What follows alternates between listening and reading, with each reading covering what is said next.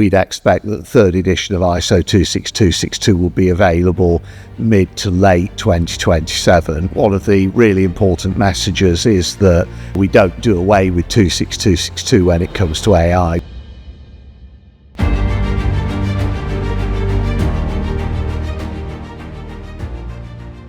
So welcome back to Ingenuity. I'm here again with Dr. David Ward. Welcome, David. And we've talked in the previous episodes about the origins of functional safety, some of the challenges of implementing ISO 26262. But today we're going to use that crystal ball of yours and you're going to tell me what's coming in the future for functional safety. What does that look like? Well, that's a great question. To borrow a popular phrase, difficult to see, always in motion, the future is. And you're the Jedi Knight of functional safety. Absolutely. You wouldn't be the first person to say something like that, actually. But yeah, that we could look at how 26262 is expected to develop. As we touched on in some of the previous episodes, the first edition of the standard was published in 2011. The second edition was published in 2018. I can report that we've just received formal approval to start the revision towards edition 3. There's always a little bit of uncertainty around the timescales with projects like this, but we'd expect that the third edition of ISO 26262 will be available mid to late 2027. I'd say more likely late 2027, but you never know, we might have a pleasant surprise and get some of the work done sooner. So we are. So that's our future roadmap. That's right. Now, my background's technology, and I actually went back to university to do an MSc in data science and AI. So I'm particularly interested in what AI means for functional safety. Yeah, well, that's a really great question. And if we look at the traditional view about the use of AI in safety-related applications, then the traditional requirement has been to not use it. But we recognise that the world has moved on and there's quite a lot of interest in how we can deal with AI in safety-relevant applications. So there has been some work going on in some of the standards bodies to give some general guidance on the use of AI. But more specifically in automotive, we've been developing a new document, ISO PAS 8800, which will build on ISO 26262 and another standard, safety of the intended functionality, ISO 21448, and where a product is implemented using AI technologies in safety-related applications, then it will explain how we adapt and apply standards like 26262 in that. So I think one of the really important messages is that we don't do away with 26262 when it comes to AI. We still use it. We still will have AI-based elements that we need to develop in accordance with a standard like 26262, but we give guidance on how to do that and how to integrate that. And I think it's worth pointing out that when we talk about the use of AI in automotive applications, everyone immediately jumps to things like automated driving, where a big attraction of using AI is its ability to mimic human decision making. So where you're faced with road signs, determining what they mean and where there's conflicting road signs, how you deconflict them, for example. But let's bear in mind that AI can be used in other applications. We've seen a number of people talking about its use in battery management, for example, so to improve energy efficiency by better optimizing the way we manage the batteries, but also enhancing safety as well by enabling some form of predictive maintenance, for example. So I think it's important when we look at an emerging document like 8800 that we don't automatically think it's just written for things like automated driving. It can be applicable to any element in a vehicle system which uses artificial intelligence. Yeah, I think that's a really important point, isn't it? Because as you say, we will tend to jump to autonomous vehicles and what that looks like. I would like to pull on that a little bit more, though, in terms of functional safety, because I'm really excited about autonomous vehicles. I've had a great experience here at Assured CAV, but there is a lot of concern, isn't there, around the safety of that. So how are you approaching that from a functional safety perspective? Again, that's a really good question, and I think again it shows why we need to keep 26262 under review and updating it, again, there's a tendency for people to think that 26262 doesn't apply to automated vehicles, so we need to do something different. And in fact, nothing could be further from the truth. I frequently like to share an anecdote that going back again to 2005, when we first started developing the standard, I was foolish enough or naive enough to put my hand up in the standards committee and say, are we going to think about automated vehicles in the scope of this standard? And I was put down in no uncertain terms. The Vienna Convention says that every vehicle has to have a driver. So, that's the premise on which 26262 is founded, and we're never going to do an automated vehicle. The world has changed since then, and I think because there are constructs in 26262 such as the notion of controllability and a hazard analysis that looks at the ability of a human driver to react to an adverse situation, there's a tendency to think because 26262 is founded on principles like that it doesn't apply to automated vehicles. But in fact, we would strongly argue it does still apply, but we will have to introduce additional methods, tools and techniques to deal with how we develop things like perception systems and trajectory planning and so on. And to this end, again, we're developing another standard to help us with that. It's a document called ISO TS 5083, and the vision is that will become the go-to standard for the automotive industry in terms of assuring safety of automated driving applications. Brilliant. So you did have a crystal ball back then in 2005. I did, yes. Where it was going. Yeah, but we've talked about a lot of different standards now, and I remember 26262 well, but the other ones, I'm going to confess, they don't have that golden number. They're slightly harder to remember. But what does that mean? How do they all work together? Do they blend? Do they align?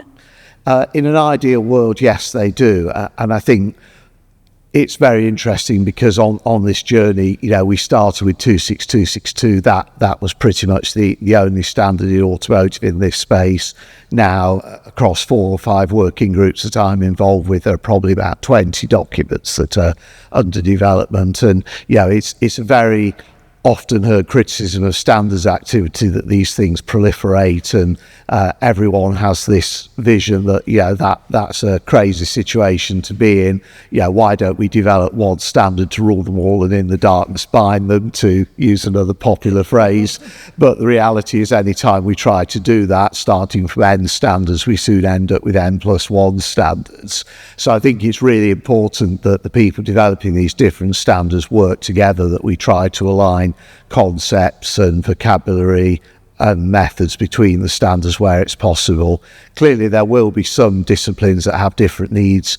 An obvious contrast is between functional safety and cybersecurity. When we first started developing standards for cybersecurity, and that led to the development of ISO SAE 21434, the journey we started on was to use a very similar life cycle model to 26262, to use similar terminology, similar concepts. Unfortunately, those have diverged a little. There are some efforts underway to try and align them and have a common understanding, but clearly, if you have any involvement with standards making, you know that ultimately it's a compromise, and there are people with very different and very strong opinions, and sometimes it's not possible to agree completely on everything. But I think it's to the benefit of the industry that where possible, we try to have common frameworks, common vocabularies, common concepts, even if the needs of the application are different. And do you think that that's keeping and I mean, I know the MIRA consortium still runs, but do you think the way that you're approaching standards is still keeping that kind of foundation of collaboration and the safety culture at their heart? Yes, it most definitely is. So the foundational principles of any of these standards, as we've already said, is to have a common language in the supply chain, to have a common understanding, so that there aren't miscommunications. So when a vehicle manufacturer goes to a supplier, for example,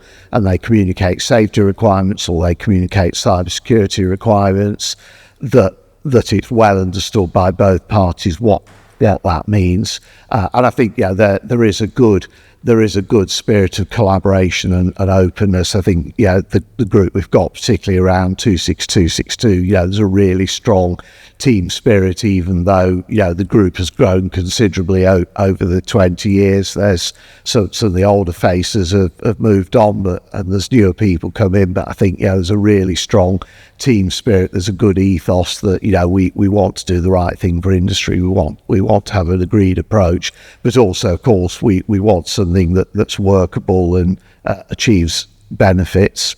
And I know we've touched on this in the previous episode, but this kind of blend and mix of standards is why an independent company like MIRA, HORIBA MIRA, is so important, isn't it?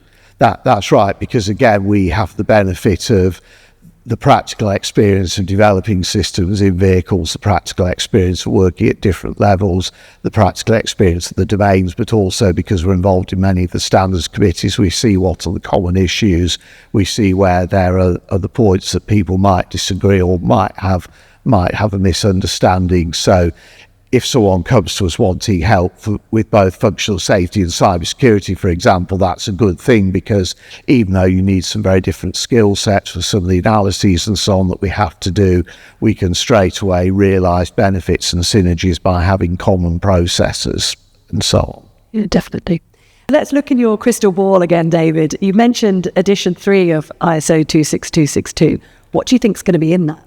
Again, I need to straight away make a disclaimer that until we've agreed what's going to be in 26262 edition 3, everything could be subject to change, and there are also some confidentiality rules around standards committee work that we're not allowed to publicly discuss details of what will be in the next edition until it's been confirmed. But I think it's reasonable to share some general points, which are the kind of issues that we see are common that people are dealing with.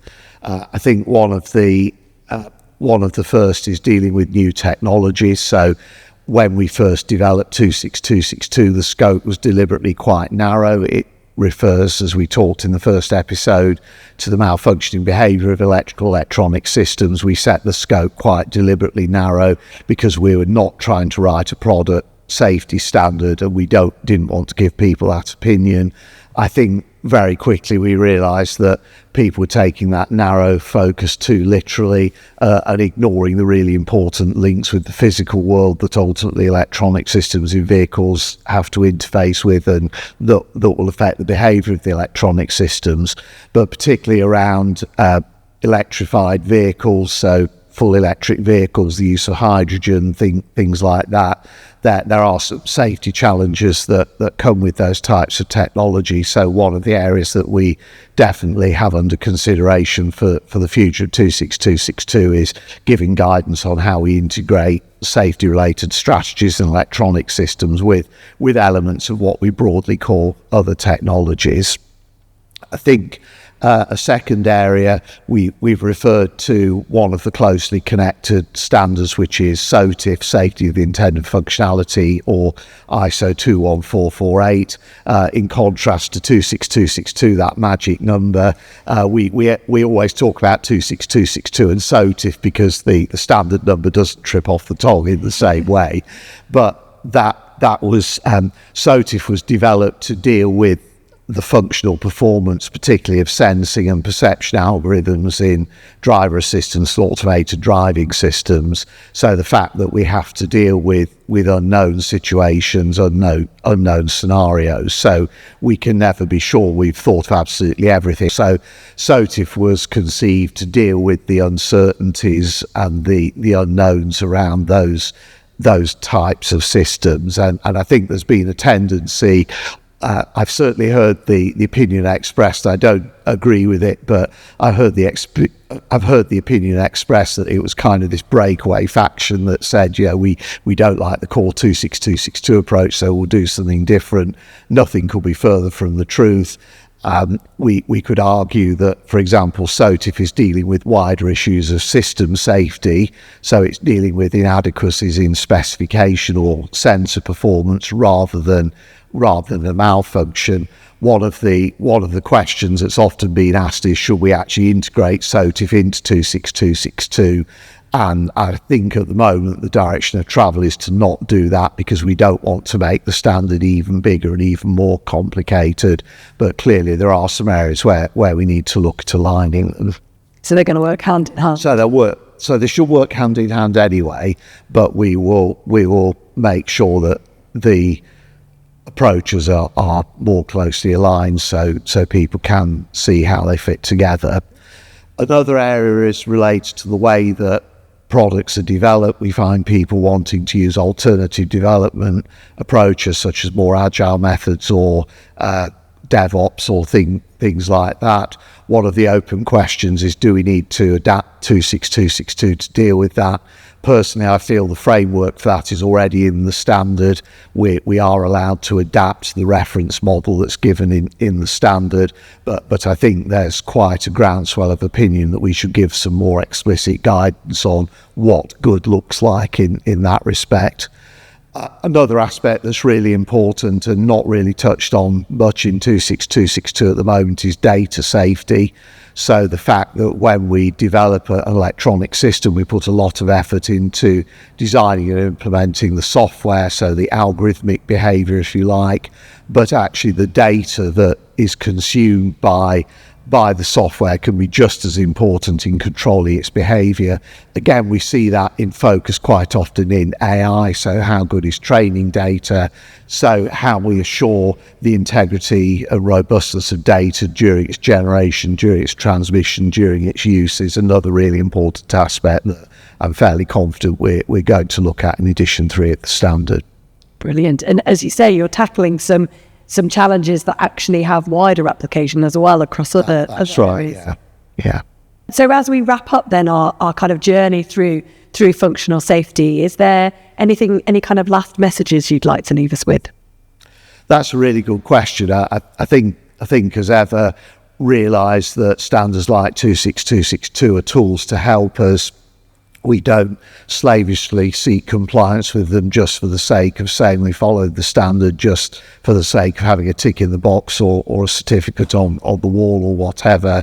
They're engineering tools that help us develop safe and robust products. As we've said before, it's really important to use your mind to understand how the standard's intended to be used, to understand where there are things that are, if you like, red lines, the things that we must do, where there's areas of the standard where actually it does allow us some flexibility to adapt to changing needs. So some of the changes in technology that we've seen in vehicles, for example, we've been readily able to keep using 26262 because some of the flexibility that we built into the standard. So, I'd say to people, stick with the journey. The destination might be changing, the way we make the journey might be changing, but ultimately things like 26262 are there to help us and to make a positive difference to every journey.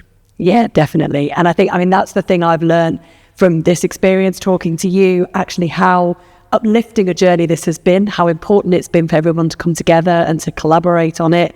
And as you say, how we don't necessarily know although your crystal ball seems pretty good so far, we don't necessarily know what's coming, but we know that we need to work together, we need to collaborate. Yeah. As you said, we need to use the standards that have been formed for our benefit. So it's been a really uplifting story. So thank you. Thank you very much. Thanks.